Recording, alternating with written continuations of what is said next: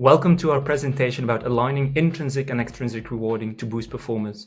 By doing so, we will develop the competency motivating self and others. Meet John. John is a human resource manager of a company and has some employee problems. John is sad. He pays his employees well, they have good benefits, however, performance isn't as expected. What can he do? He decides to hire a consulting company in order to find ways to improve the motivation of his employees. John clearly has some rewarding problems. How can we help John? This is Caroline. She's a management consultant. Hi, I will help you achieve better employee motivation.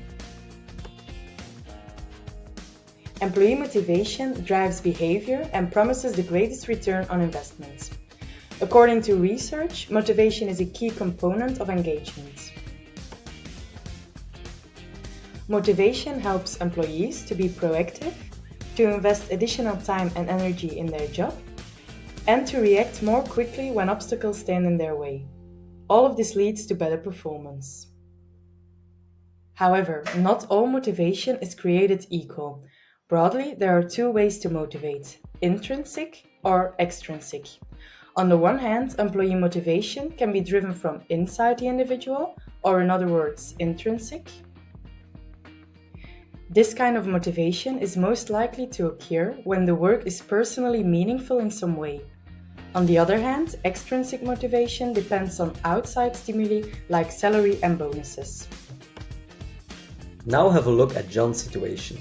He is convinced he can motivate his employees by giving them great benefits. But motivation requires more than just a good pay. In-depth research has shown some interesting insights. High performance appears to be significantly more driven by intrinsic incentives than by extrinsic rewards. When we compare the two motivation types, performance expectations are achieved more often by people who are intrinsically motivated.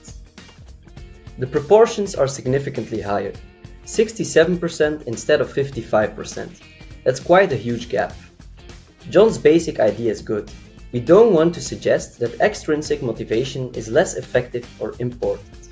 But at the same time, overemphasis on extrinsic rewarding undermines intrinsic encouragement, like in the case of John.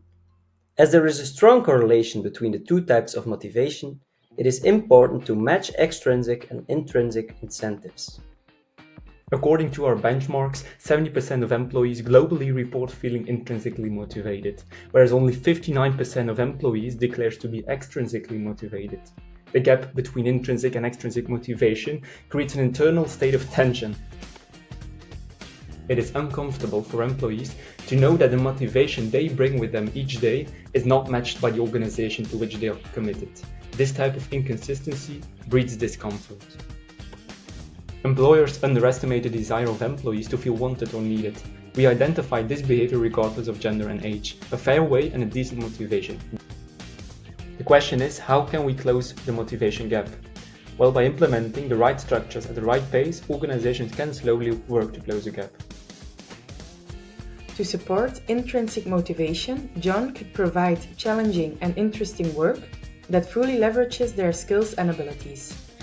Also, he can remove bureaucracy, poorly designed processes, and other institutional barriers that stand in the way. Here are some examples. Hey Emma, you are really creative. Do you want to help create our new logo? Try to remove unnecessary paperwork. And to support extrinsic motivation, ensure that financial rewards are fair and competitive without overstating the importance of rewards as a motivator. And publicly recognizing exceptional performance. Here are some examples. Emma, you will receive a bonus if you can achieve these goals within a certain time frame. I really like the logo. Good job.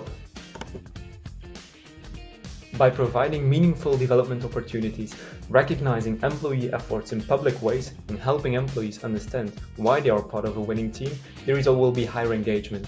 The effect of internal motivation on performance is higher than external motivation, so John has to set a fair balance between money and personal drive. The conclusion?